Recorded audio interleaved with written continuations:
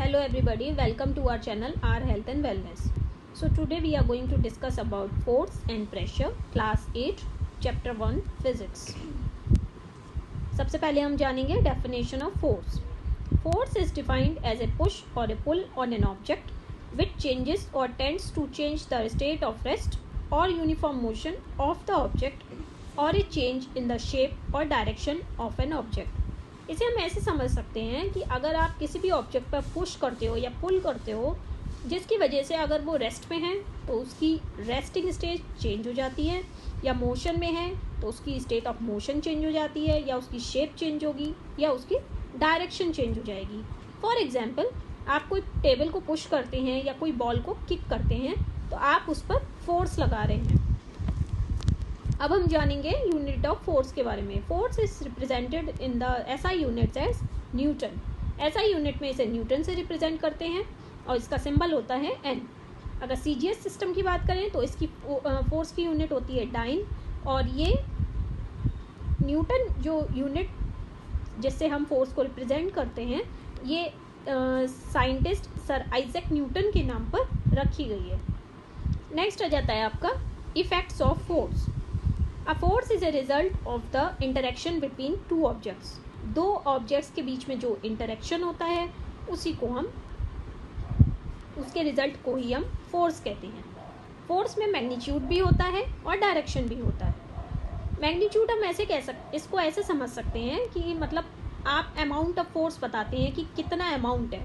Suppose कीजिए 5 Newton है या 10 न्यूटन है तो ऑब्वियसली 10 न्यूटन ज़्यादा मैग्नीट्यूड का होगा बजाय 5 न्यूटन के.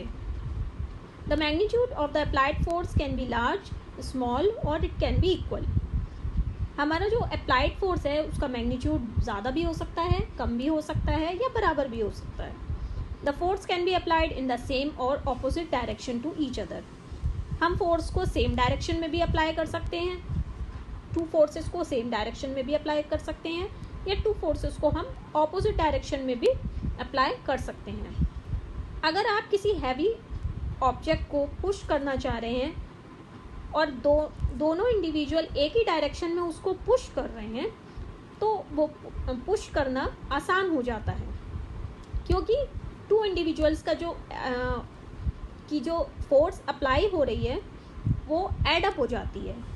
सपोज करिए अगर दो इंडिविजुअल्स एक ही ऑब्जेक्ट को अलग अलग डायरेक्शन में पुश करने की कोशिश कर रहे हैं तो वो ऑब्जेक्ट इतनी आसानी से मूव नहीं कर पाएगा, या उसको डिफ़िकल्टी होगी मूव करने में.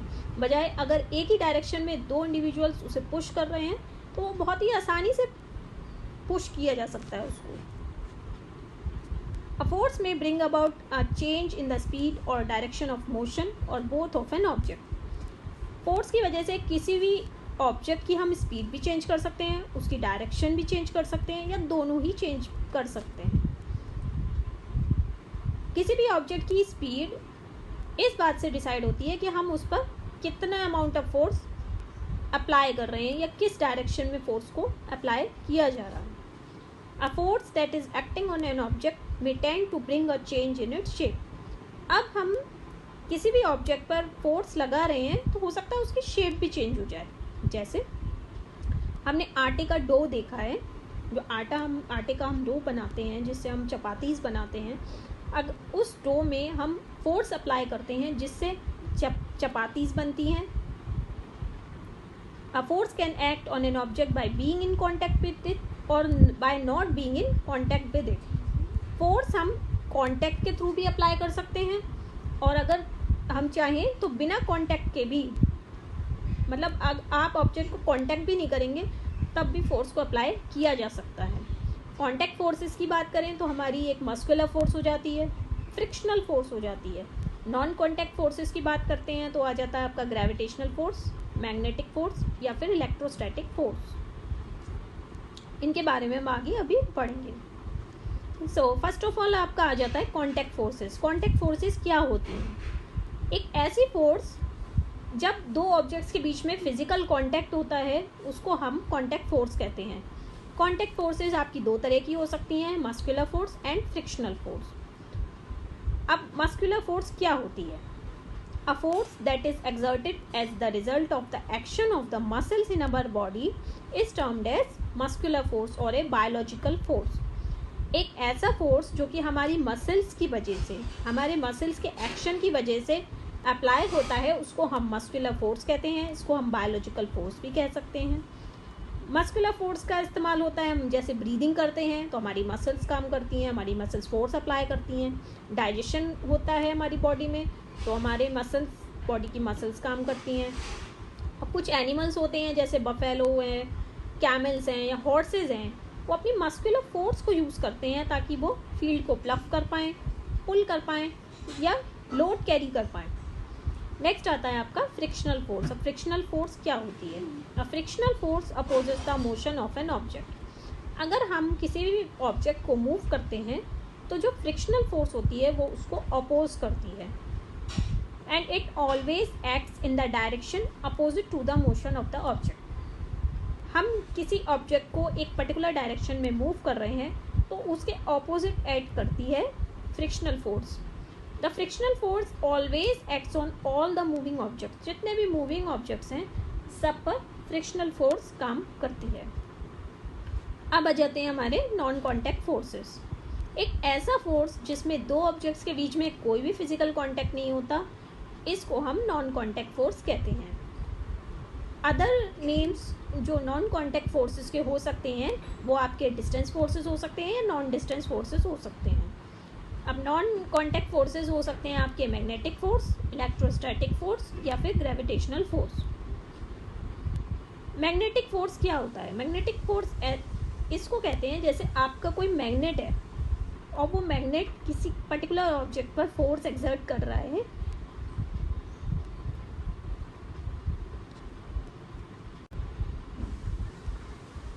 अगर कोई मैग्नेट हमारे कुछ पर्टिकुलर ऑब्जेक्ट्स पर फोर्स एक्सर्ट कर रहा है लेकिन उन्हें कांटेक्ट नहीं करता, फिजिकल कांटेक्ट नहीं करता, तो उसको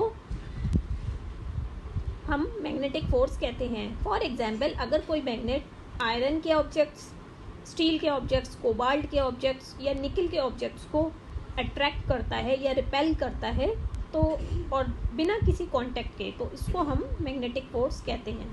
मैग्नेटिक फोर्स में क्या होता है, दो तरह के पोल्स होते हैं, नॉर्थ पोल एंड साउथ पोल.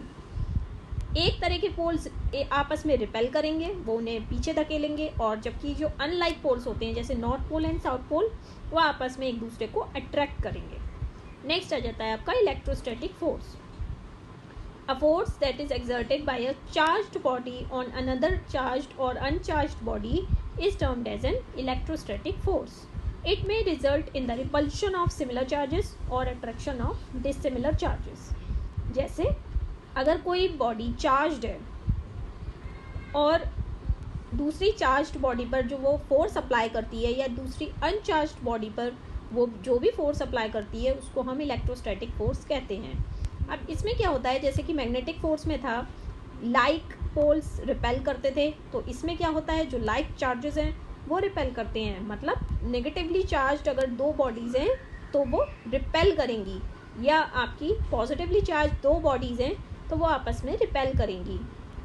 लेकिन मैग्नेट्स की तरह ही अगर डिसिमिलर चार्जेस हैं, मतलब पॉजिटिव और नेगेटिवली चार्ज बॉडीज़ आपस में अट्रैक्ट करेंगी.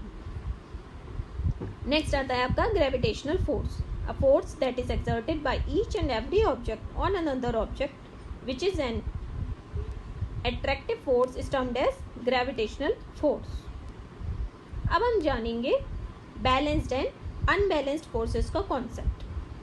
अब क्या होता है, अगर कोई ग्रुप ऑफ फोर्सेस एक पर्टिकुलर बॉडी पर एक्ट करती हैं और उस बॉडी में कोई भी एक्सेलरेशन प्रोड्यूस नहीं होता, मतलब उसकी कोई मूवमेंट नहीं होती है, या उसका रिजल्ट जितनी भी फोर्सेस एक पर्टिकुलर बॉडी पर एक्ट करती हैं उनका सम ज़ीरो हो जाता है, तो ऐसी स्थिति में हम फोर्सेस को बैलेंस्ड कहते हैं. जैसे एक एग्जांपल से जानेंगे, अगर हम किसी वॉल को पुश कर रहे हैं तो ना हम खुद ही मूव कर पा रहे हैं ना वॉल ही मूव कर रही है, तो इसका मतलब क्या हो गया कि हम और जो वॉल है वो आपस में एक बैलेंस्ड फोर्स अप्लाई कर रहे हैं. इसी तरह से अगर एक game of tug of war है जैसे वो रस्सी खींचने वाला गेम जो होता है उसमें इक्वल ओपोनेंट्स हैं, मतलब बराबर की हिस्सेदारी है, तो उसको हम बैलेंस फोर्स अप्लाई कह सकते हैं, क्योंकि कोई भी टीम इसमें अपोजिंग टीम को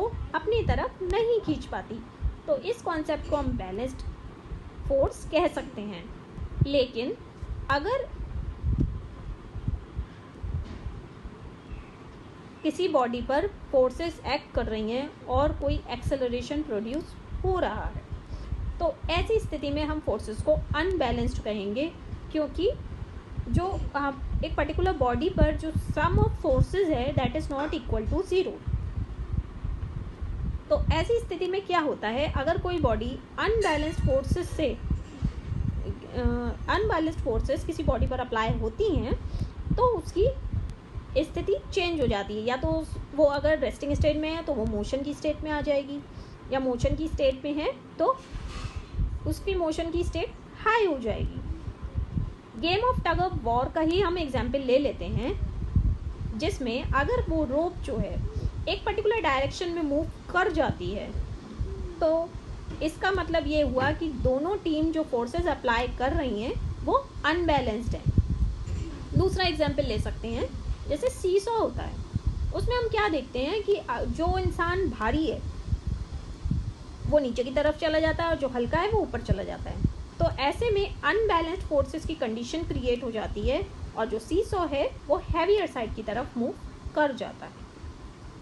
नेक्स्ट हम जानेंगे कि अगर फोर्सेस एक पर्टिकुलर ऑब्जेक्ट में अप्लाई हो रही हैं और सेम डायरेक्शन में है, तो जो नेट फोर्स है वो हम जो फोर्सेस का मैग्नीट्यूड है उसको ऐड अप कर देंगे। बट अगर एक ऑब्जेक्ट पर दो फोर्सेस अप्लाई हो रही हैं लेकिन अपोजिट डायरेक्शन में है, तो जो नेट फोर्स निकलेगी वो आपस में जो फोर्सेस हैं उनको हम डिफरेंस निकालेंगे और रिजल्टेंट फोर्स जो होगी वो लार्जर फोर्स की डायरेक्शन में एप्लीकेबल होगी। अब हम जानेंगे प्रेशर के बारे में। The unit force that acts on per unit area of a surface is called pressure. मतलब पर यूनिट एरिया में जो फोर्स अप्लाई हो रही है उसको हम प्रेशर कहते हैं। The unit of measurement for pressure in the SI system is Newton पर स्क्वायर मीटर, जिसको हम पास्कल भी कहते हैं। फ्लूइड्स और गैसेस जो होते हैं वो भी सॉलिड्स की तरह प्रेशर अप्लाई करते हैं। सॉलिड जनरली क्या होता है कि डाउनवर्ड डायरेक्शन में ही प्रेशर अप्लाई करती है, जो कि उसके वज़न की वजह से होता है। ऑन द कॉन्ट्ररी जो आपके लिक्विड्स एंड गैसेस हैं वो सभी डायरेक्शंस में प्रेशर अप्लाई करते हैं। अब हम जानेंगे प्रेशर एंड एरिया रिलेशन। जैसे कुछ टूल्स होते हैं जिनको हम कटिंग के लिए या पायर्सिंग के लिए यूज़ करते हैं, हम देखते हैं उनके एजेस बड़े शार्प होते हैं। क्यों?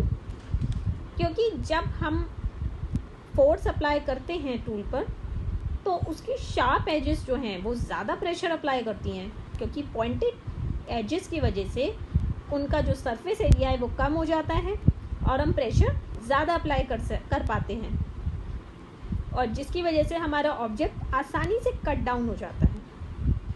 नेक्स्ट एग्जाम्पल जानेंगे कैमल्स का। कैमल्स हम देखते हैं बड़ी आसानी से सैंड के ऊपर चल पाते हैं, क्योंकि उनके पैर बहुत ही चौड़े होते हैं, जिसकी वजह से वो सैंड पर बहुत ही आसानी से चल पाते हैं।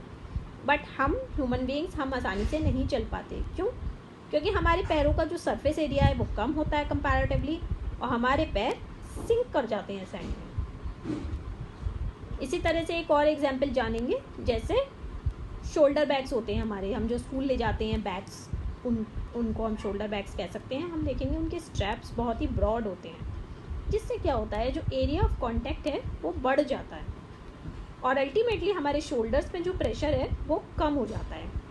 हम इसको ऐसे समझ सकते हैं कि जो प्रेशर का फॉर्मूला है दैट इज